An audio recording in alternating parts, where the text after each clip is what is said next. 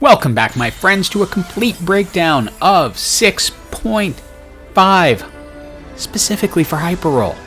We're just looking at the Hyperroll aspect of things because that's what we do here at Mission for Tuition, along with raise money for our son's middle and high school tuition. Remember, please like, comment, subscribe, do all of the good stuff to help the algorithm. But there's a lot to go over, so I'm going to just jump right into it. I'm going to break down this video into parts. First, I want to take you through what's different between 6.5 and 6.0. Then I want to go through a rundown of some of the new augments. Then I will get into specific builds and what I see as the best way to start climbing early in the season. Remember, this is all from the PvE, so everything is subject to change. But let me start by saying 6 was my favorite set, and I think it's going to stay that way because 6.5, with some of the augments they brought in, has brought back some things from previous sets that I was not necessarily a huge fan of. I'm not saying they're bad, they're just a little bit different, so allow me to explain. Through the augment system, 6.5 has added a bunch of chance RNG elements like this: golden gifts, where you can get a golden orb, treasure trove game, 2 blue orbs, and I want to take you through a bunch of these. There are prismatic levels where you can get 2 golden orbs all at once, or maybe you want 3 random 5-cost champions, may fit into your build, may not fit into your build, or 3 random 4-cost champions that again may fit into your build, may not. 3 random 3-cost champions, or if you just want a whole bunch of money, you got Windfall that comes along, or if you're just completely unhappy with your team, completely recombobulate it and just upgrade everyone to random champions. Now I can hear people saying, but so what, this is just one augment of many that you may get to choose from. And yes, that's true, you don't have to play into the RNG, but it is taking away some of the aspects of what I really loved about set 6, was the amount of control I felt I had in an otherwise RNG game.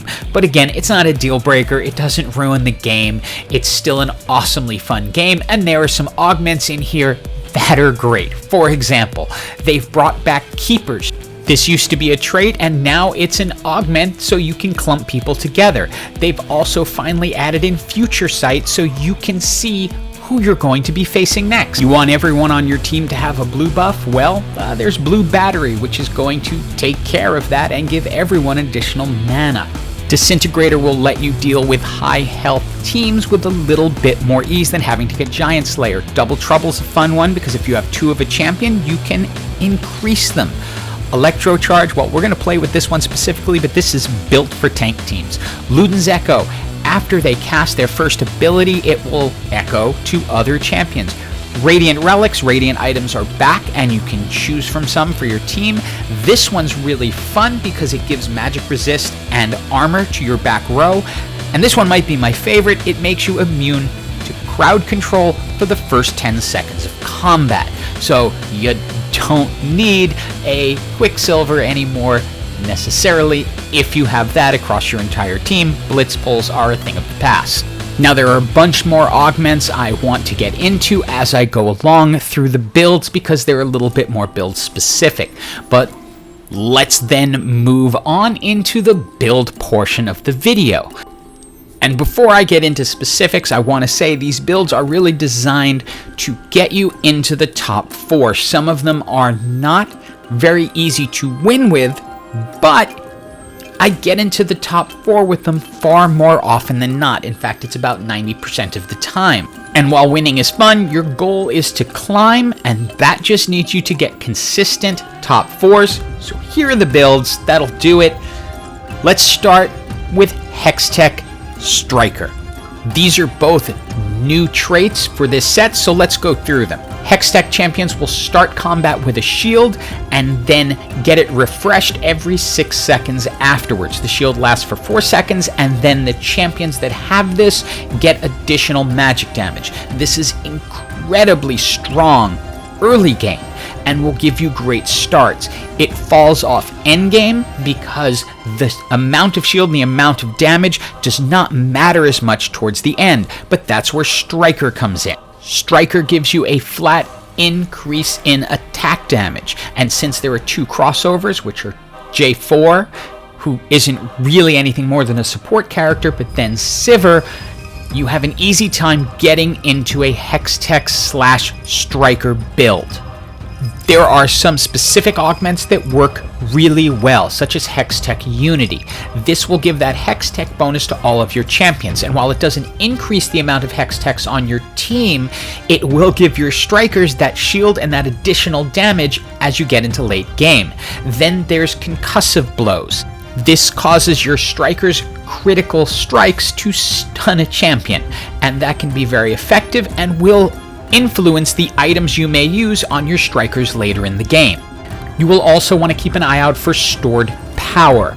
This will increase the AP of your Hextech champions each time they are hit with a shield. Another good one is Backfoot, and that's because a lot of your Hextech and strikers are backline champions and will pick up from the attack speed.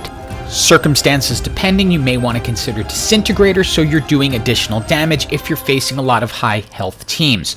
Other than that, look for your usual augments, the obvious ones like anything with a Striker crest or an additional Hextech, or all of the healing augments from before still exist. The Celestial Blessing and Thrill of the Hunt are great on the Striker Hextech combo. Realistically, there are a whole bunch of different ways to get to a strong team. Normally, I like to try to do 6 Hextech for Striker, but you can't always get there because a lot of the Strikers are 4 costs. If you're not getting them, I like to then use Lucian as my carry with items such as Jeweled Gauntlet, Infinity Edge, and Blue Buff so that he's casting often and doing a ton of damage, but you can also mix and match with things like Rageblade, Bloodthirster, Giant Slayer, Spear of Sojin, anything that's going to help him do more damage and cast faster. If you do manage to get to the 4 or 6 strikers, then I look to Sivir to be my carry with items like Infinity Edge, Last Whisper, and Rageblade because her ult is going to bounce to different targets, so this will shred a lot of the enemy.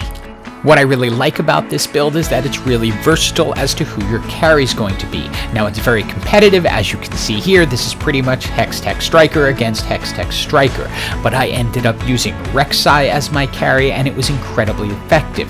You can use Rek'Sai, you can use Gnar, you can use Lucian, you can use Irelia, you can use Sivir. They will all get the job done and get you into the top 4. Now let's go ahead and move on to our next build, which is going to be Chemtech Challenger. Notice I'm adding an addition to what originally was just, hey, Chemtech, and that's because Chemtech on its own, it's really not going to cut it this season.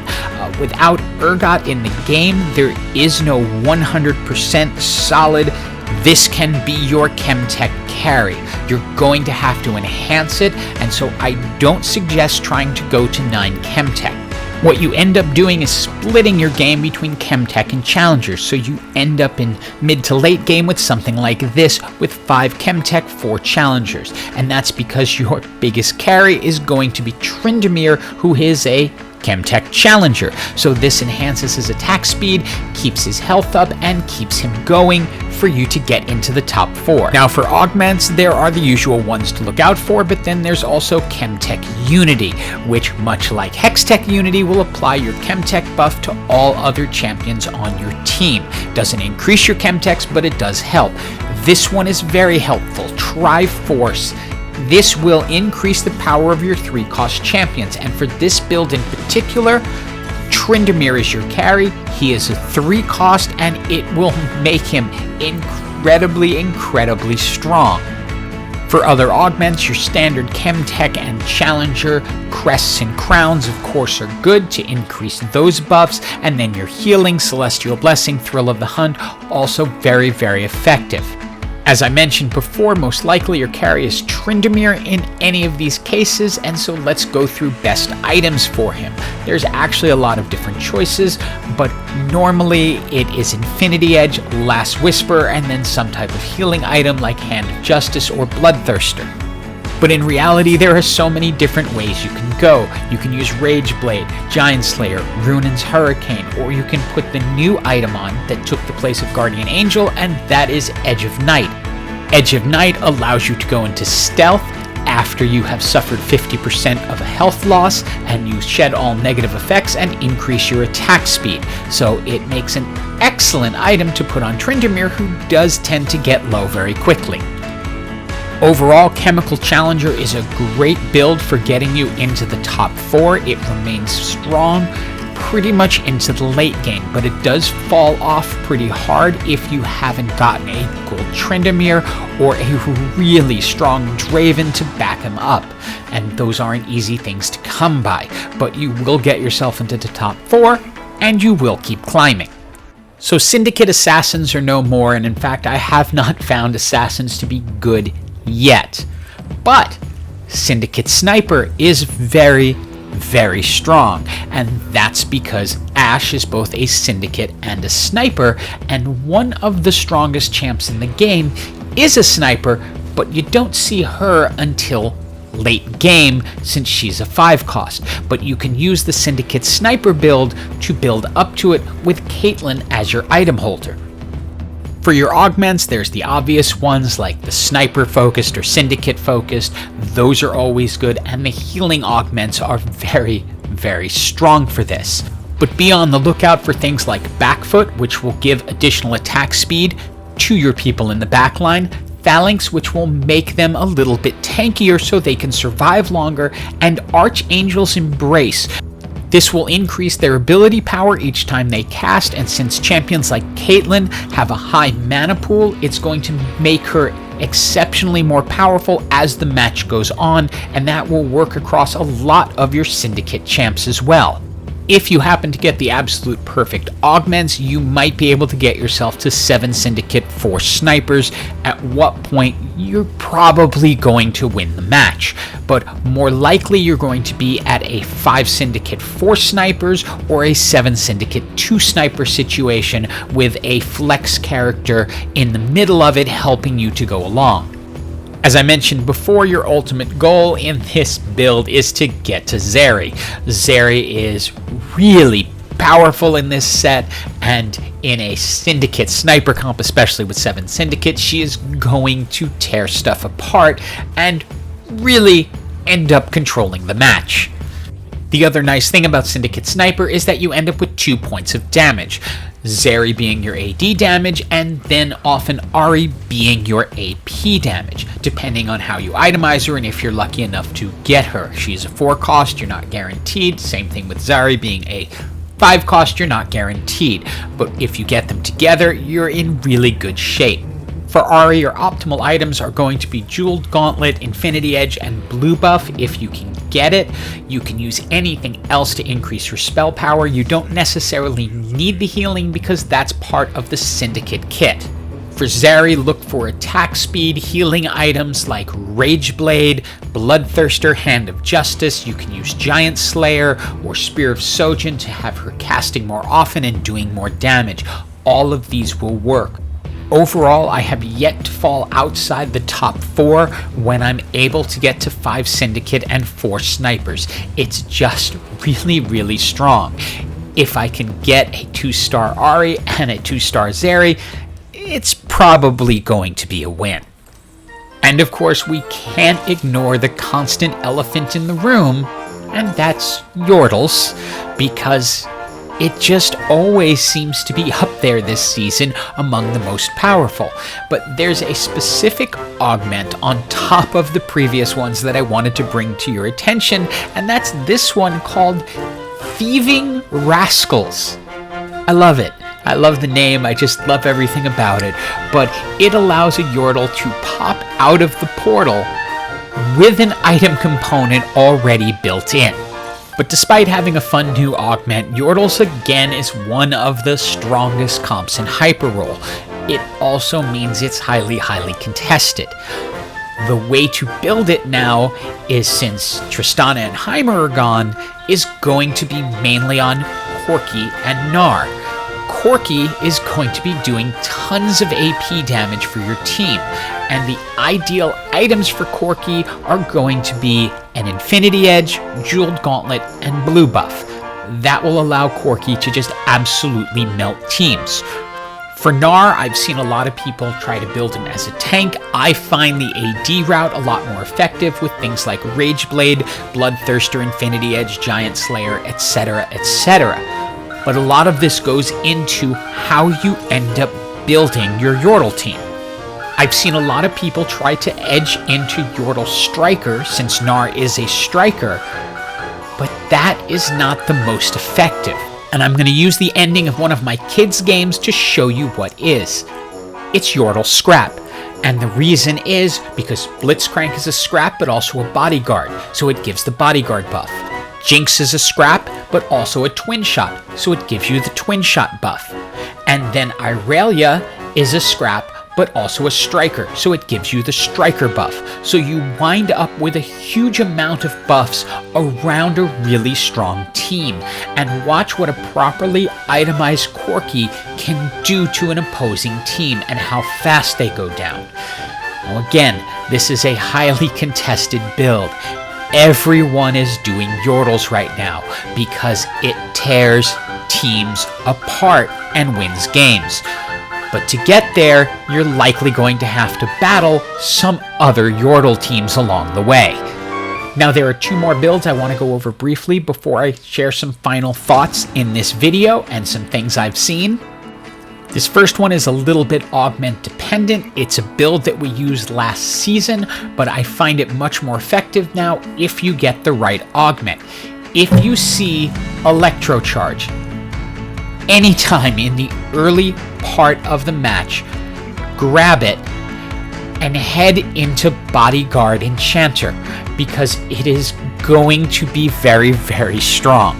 There are a lot of builds this season that rely upon crits, like the Yordle build I showed, or even the Chemtech Challenger build that is going to have a lot of crit in it. If you can come at those teams with a huge amount of armor, magic resist, and a constant exploding bubble every time you get critically hit, you're going to end up frustrating teams that really think they're going to win, and you will make it into the top 4. It comes with a few additional advantages over last season's as well, because one of your enchanters is a socialite, so you're going to get a socialite hex, and one of your enchanters also is Morgana, who is incredibly strong and can pour out a lot of damage. So you're not only going to be very resistant, but you are going to have some pretty high damage champions who can help you win. Last season, I avoided doing mutant-specific builds, and the reason is because there's sort of a different strategy for the various different mutant buffs. But I would be remiss if I didn't point out that Mutant is very, very strong this season, and that is because they've added a few into the mix and have the Mutant buff go up to 7 now. I'll try to put out videos throughout this season with different ways of doing the different mutant buffs, but there are just some things you should generally know that will help you in your mutant quest, which is number 1, Titan's Resolve is a fantastic item for Cho. Number 2, although I'm not showing it in this particular clip, but Hextech Gunblade is an incredible item for Malzahar because it will just churn out constant healing. I've been able to get top 4 fairly consistently across all the various types of mutant buffs, Omnivamp probably being my favorite, but all of them seem to be working really well with the new mutants that have been added to the mix. So please keep it in mind and look for it when you get some mutant-specific augments and or early mutant drops out of those early NPC rounds.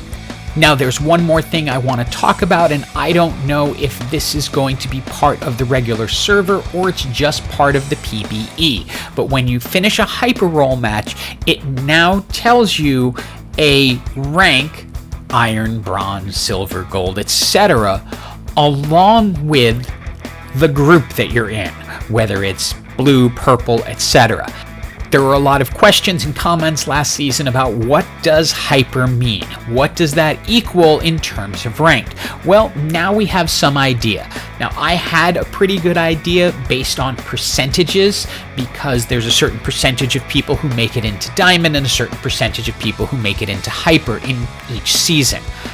But now they show it, and I haven't played a ton of games in the 10 days that this has been on the PBE, but I have played enough to rank up a little bit, and let me show you what it showed me. I finished a match and it moved me up into Plat 4, and then at the same time promoted me into Purple. So I think it's pretty safe to say that they consider Purple tier equal to Platinum, and then Hyper tier is most likely equal to Diamond. So if you made it to Hyper last season, yeah, you were the equivalent of a Diamond player. Congratulations! Hope you enjoy this season. It's a lot of fun. Hope you enjoyed the video and have an absolutely awesome day.